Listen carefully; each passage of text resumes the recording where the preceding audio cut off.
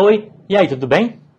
O contraste significa muito mais do que a separação entre luz e escuridão.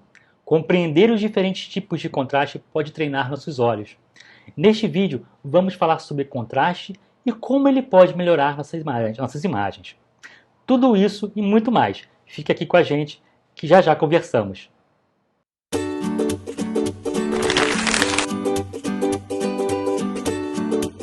Olá, meu nome é Rodolfo. Bem-vindos à Nitrox Fotografia, seu canal de educação simples, prática, descomplicada e um pouquinho nonsense sobre fotografia e tecnologia. Normalmente pensamos no contraste como a diferença entre as partes mais escuras e as mais claras da foto, ou seja, a separação dos tons. Quanto mais pixels são afastados um do outro e em direção aos extremos de um branco ou preto, mais contraste a imagem tem. Abra uma imagem em seu software de processamento favorito e empurre o controle deslizante de contraste para os dois extremos e observe o histograma. Observe como os pixels representados no gráfico se afastam conforme aumenta o contraste e em seguida se aproximam conforme ele é reduzido.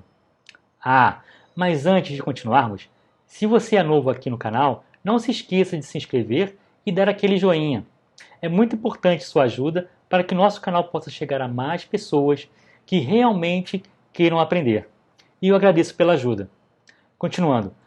Mas em um nível prático, saber sobre o contraste tonal é útil na fotografia. Na fotografia em preto e branco, por exemplo, só podemos distinguir entre assuntos se houver contraste tonal. Muitas imagens monocromáticas de sucesso têm sombras e realces fortes, embora nem sempre seja esse o caso. Às vezes, a fotografia em preto e branco de baixo contraste também pode funcionar, como nessa foto, em preto e branco, de baixo contraste.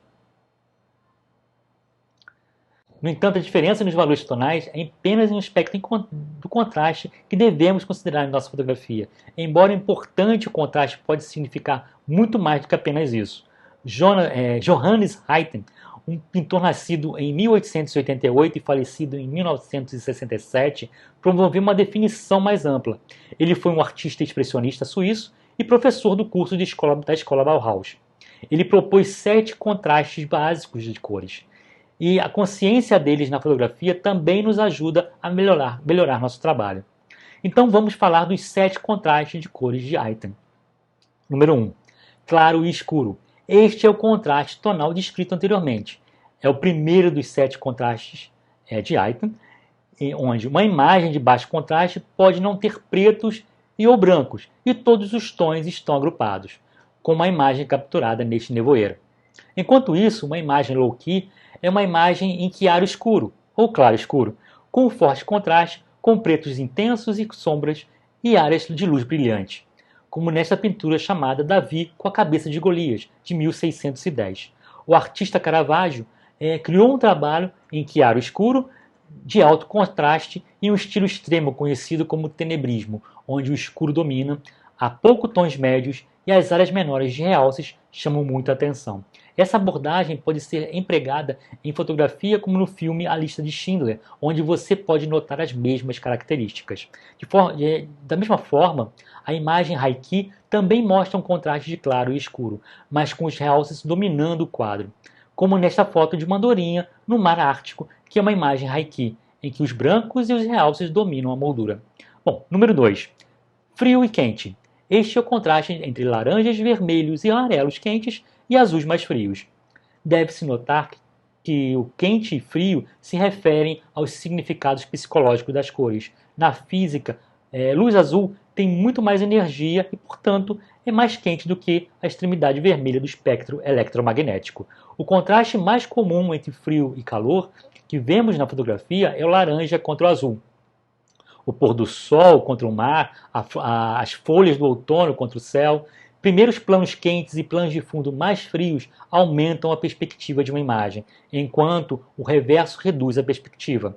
Você pode ver nesta imagem que o laranja da cor do pôr do sol parece mais próximo do que os horizontes azuis dos dois lados.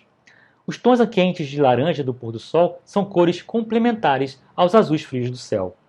Número 3. Matiz. Como pode ser visto no círculo cromático, esse contraste é formado pela justaposição de diferentes matizes. Uma distância maior entre os matizes em uma roda de cores produz um contraste maior. Portanto, o vermelho e o laranja têm baixo contraste, enquanto o vermelho e o verde têm maior contraste de cores. Número 4. Complementar. Relacionadas ao contraste por matiz, às vezes agrupadas com ele no contraste de cores de item. As cores complementares são aquelas nos lados opostos da roda de cores. Em termos muito simples, se pegarmos as duas cores primárias e as misturarmos, obteremos uma cor secundária. Vermelho e azul tornam-se roxo, azul e amarelo tornam-se verde, e amarelo e vermelho vira laranja. A cor complementar da cor secundária é a primária não incluída em sua composição. Portanto, o verde não inclui o vermelho em sua composição. Então, o vermelho e o verde são cores complementares. O laranja não inclui o azul, então eles são complementares um ao outro. E da mesma forma, o roxo é complementar ao amarelo. As verdadeiras cores complementares são opostas umas às outras em uma roda de cores, como pode ser visto nessa foto, onde você vê as cores complementares e outros esquemas de círculo cromático. As rodas de cores estão prontamente disponíveis como aplicativos ou em sites como Adobe Color, que está aqui na descrição.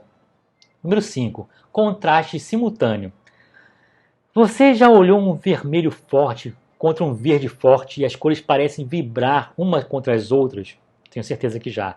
E este é o contraste simultâneo, como nesta foto. É a maneira como uma cor pode afetar a maneira como percebemos a outra. Conforme você move seu olhar sobre esta imagem, de cima para baixo, da esquerda para a direita, os pontos verdes podem parecer pular e vibrar contra os vermelhos. Este é um exemplo de contraste simultâneo. Além disso, o contraste simultâneo também se refere ao efeito que uma cor tem em seus arredores. Por exemplo, se você colocar objetos amarelos em um fundo cinza, o fundo parece assumir uma tonalidade roxa. Se fizermos o mesmo com o vermelho em um fundo cinza, o fundo aparecerá ligeiramente esverdeado. Nesta foto, todas as pequenas caixas cinza têm o mesmo tom de cinza, mas podem parecer assumir a cor complementar de seus arredores. Pode ter certeza que os quadros internos de cinza são idênticos em tom, mas pode parecer tons diferentes, e sua mente ainda pode até fazê-los parecer tingidos com a cor complementar da caixa colorida externa. Número 6. Qualidade ou saturação. Como vemos nessa imagem, são contrastes de saturação cores pálidas, suaves contra cores fortes e saturadas, onde saímos de um cinza médio até um vermelho sangue. E finalmente o número 7. Quantidade. Um exemplo típico de contraste por quantidade seria um pequeno toque de cor contra um fundo de outra tonalidade, como visto nessa foto. Um pequeno respingo de vermelho na luz do farol neste ambiente predominantemente azul, após o crepúsculo chama a atenção para ele, além, claro, do traço laranja de luz do luar. E estes foram os básicos, mas vamos seguir um pouco mais? Vamos seguir mais profundamente? Existem ainda os contrastes físicos. Ayten definiu algumas tarefas para os seus alunos onde eles deviam explorar outras possibilidades de contrastes. Embora ele estivesse se concentrando em arte e design, a aplicação dos mesmos princípios na fotografia torna nossas imagens mais atraentes. Esses contrastes eram opostos físicos, como pontos e linhas, horizontais e verticais, grossos e finos, pequenos e grandes, altos e baixos, muitos e um. E tem outros. Estar ciente dos contrastes pode melhorar nossa fotografia, em vez de apenas levantar a câmera até o nosso olho e disparar. Podemos usá-los para ajudar a contar a história ao espectador sobre o que estamos tentando retratar. Em outras palavras, mostra a inteligência por trás da fotografia. É claro que nem todas as fotos precisam conter esses contrastes. Um padrão suave e repetitivo de ondulações na água, ou um campo de trigo dourado com texturas, formas, cores e tons semelhantes ainda podem dar fotos atraentes. Mas como exemplo, temos essa foto, onde os contrastes aqui são as pequenas figuras contra o enorme céu e mar, além de suas formas duras e escuras contra os tons médios, suaves e fluidos do ambiente. E há ainda o outro contraste, o microcontraste.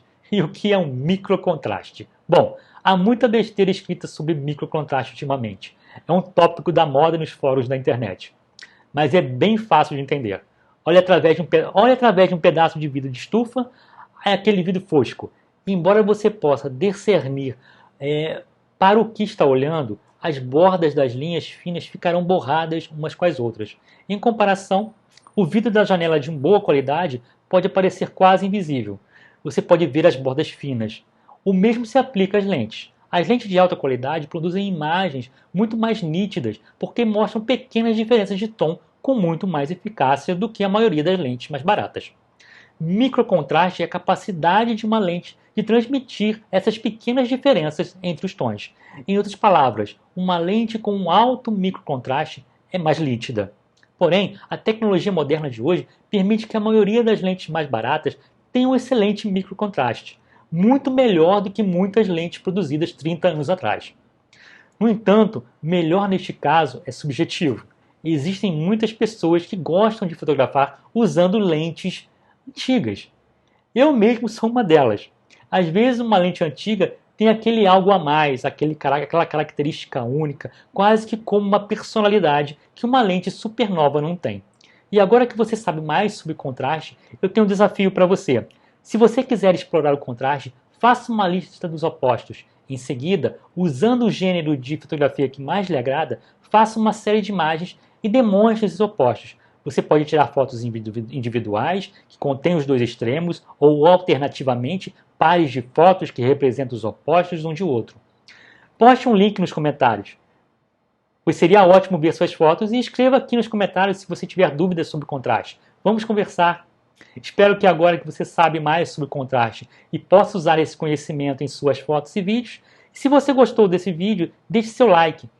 Siga a gente aqui no canal e ligue o sininho, para que você sempre seja notificado quando colocarmos um vídeo novo no canal. Sua ajuda é muito importante para a gente. E compartilhe esse vídeo com aquele seu amigo que também quer saber sobre contraste. Muito obrigado por ficarem até aqui. Até o nosso próximo vídeo. Tchau!